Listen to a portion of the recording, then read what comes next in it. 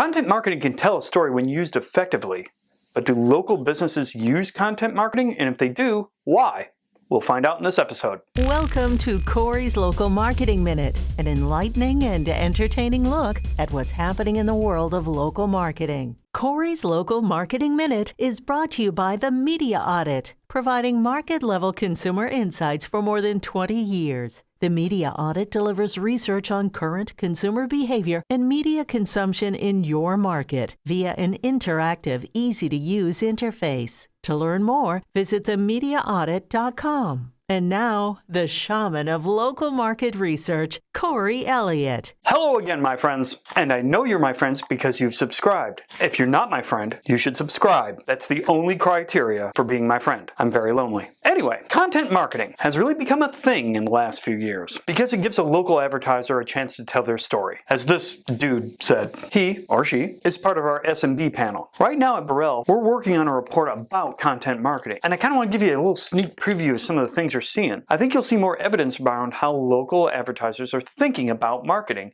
and how it's changed over the last couple of years. It's a very exciting time to be in marketing at a local level, and I'm not just saying that. So there's a lot in this report, but I just want to look at some of the highlights. Try and keep this thing short. Then I just can't give it all away. Wow, this is kind of like content marketing inside a piece about content marketing. I'm edgy.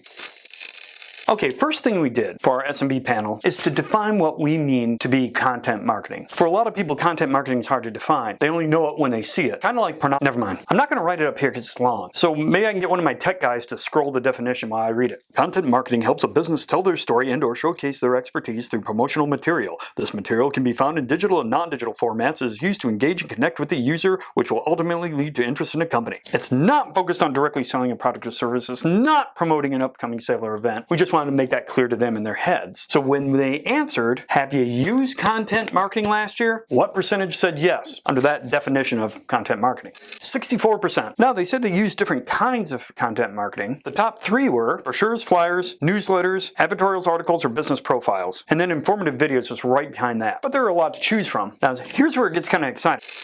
So we asked, in 2021 versus the prior year, that would be 2020, did content marketing become more or less of a priority for your business? They could say less, no change, or more. Or don't know. Here's what they said.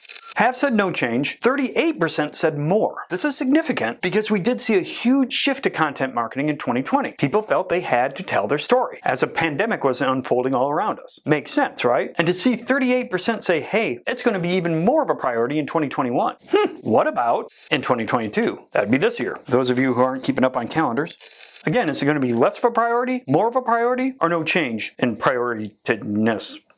No change dropped to 45%. Now 42% say it's going to be more of a priority in 2022. Here's the last thing I want to share with you. We were kind of curious about this number. Why did it become more of a priority in 2021? Here's where I think you see some development in the mindset of local businesses and how they market themselves. So why did it become more of a priority for you? Top three answers on the board. Number 3. To stay competitive and grow my business. Makes sense? I think this is important because now they are absolutely linking content marketing to growing a business. They get the connection. Number 2 and number 1 is where I think it gets fascinating. Number 2, COVID. Now, why that might not seem surprising, it's number 2. It wasn't the main reason. Back in 2020, it might have been, but it slipped down a peg. So if it wasn't for COVID and it wasn't to grow your business, why did it become more of a priority? Number 1 answer. Better tell a story and connect with my customers. That's the number 1 reason. Now, there's a lot of other stuff in this report. I'll give you one more teaser. What do local businesses say they spend more on, more on when it comes to content marketing? The creation or production or the distribution? The answer is creation and production. And with that, I'll leave you with this moment of local marketing zen.